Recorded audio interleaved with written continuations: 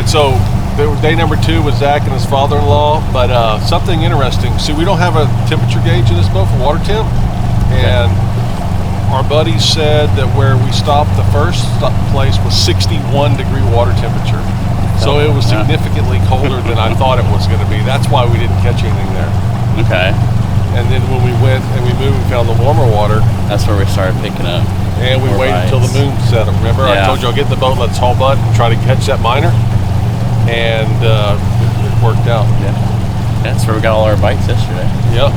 Yeah. And the other thing that I thought was interesting, and I'm glad you were there to witness it, was the sea lice on the fish. Yeah, that was neat. I've never seen that before. So. But it made sense on how they were acting. Yeah. Yeah. It all correlated with each other on how it was just feeling like grass, and then way at the end of the line is all we're feeling. Yep. So we had yesterday was post front. Coming off a full moon, a little further away from the full moon. Today is pre-front, so we've got a front coming in tomorrow morning early, and we've got a southerly breeze starting today, so today should be a better bite. We should get a better bite out of today. It doesn't feel as dry. Yeah. Right? There was some fog driving in too. Even better. Even better.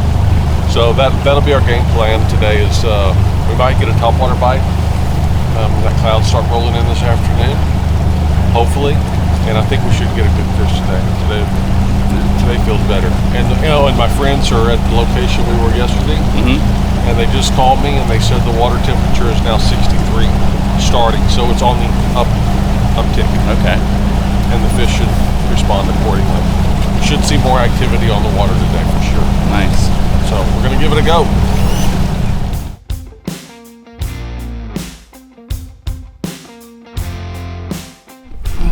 All right, so we made it out to our spot. We've got me, Rick, and Zach. Zach's throwing a willowtail lazy bait. Rick's got a Rick's got a willowtail flamingo plum, and I'm throwing a top just to see if we can get one to come up. Yesterday we ended here, nothing. Within 15 minutes we've already caught 2 reds. So the water temperature's on the uptick, and hopefully we're going to be able to get something to come up here. I know there's some big trout in this area. I'm going to try to get one on top on a knocker, and and I think we just missed a fish. So it's no excuse right there, baby. What happened? Lost one. So once they started catching those reds, boom, we've stopped. We're fan casting now, picking this whole area apart. I think we're going to get one up. Feeling good. Maybe even smaller than the one that just got on. Little rat red. Didn't even feel him hit.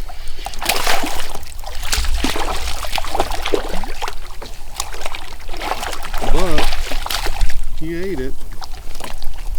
Didn't even see the lure.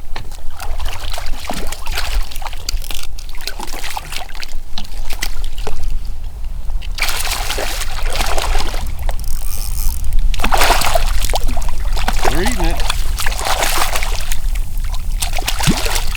They're shallow, probably warming up.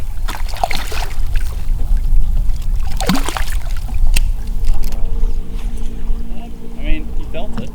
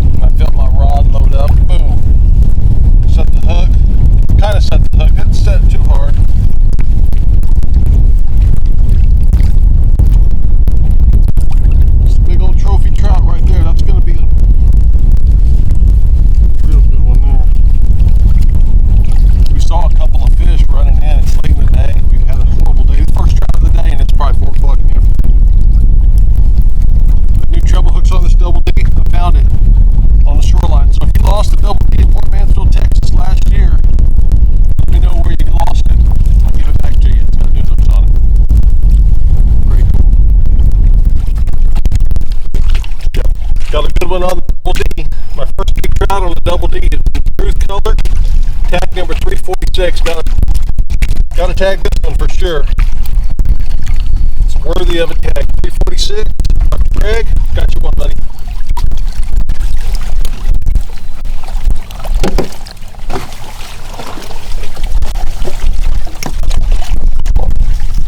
Okay, 346 right there.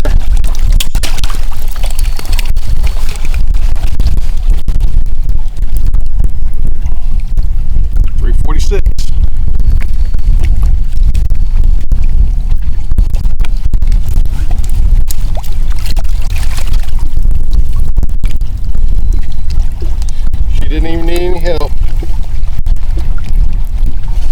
346. So we're kind of closing out the day today. We had to work for these fish today. We found ourselves having to keep the lure pretty close to the fish before they were hitting it. If you pulled it away from the fish, they weren't chasing it very far. So the key was to try to keep the lure in front of the fish as long as possible without getting grass and not pulling it away from them too fast, because those fish were not chasing that lure very far. And so we started keying in on that after fishing for 2 days, having to pay very, very close attention to your line placement in the water.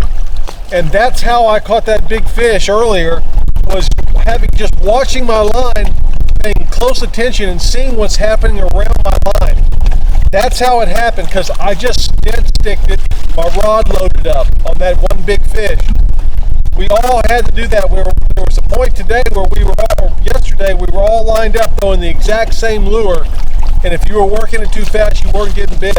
But you had to work it slow enough to keep it in front of the fish, but then you couldn't get hung up in the grass either. So it was a lot of concentration on paying attention to your rod, your line placement, and where that lure is in the water column. So you find yourself having to do that, especially during the winter when those fish may not be very aggressive. As that water warms up, they will become aggressive, but the windows are shorter because you usually have more cold fronts coming through after December, January, February. It starts getting better in March. But that's how we had to adjust the last couple of days of fishing. So we're going to end this one out here on the water, not in the harbor. We got a pretty long run back into the port. So that's how it was, and I ended with the double D. Had to reach for it. Wasn't having much luck on anything else. I figured I'd try something else and try to become a good fisherman with a hard bait subsurface. So, till next time, had a great couple of days on the water.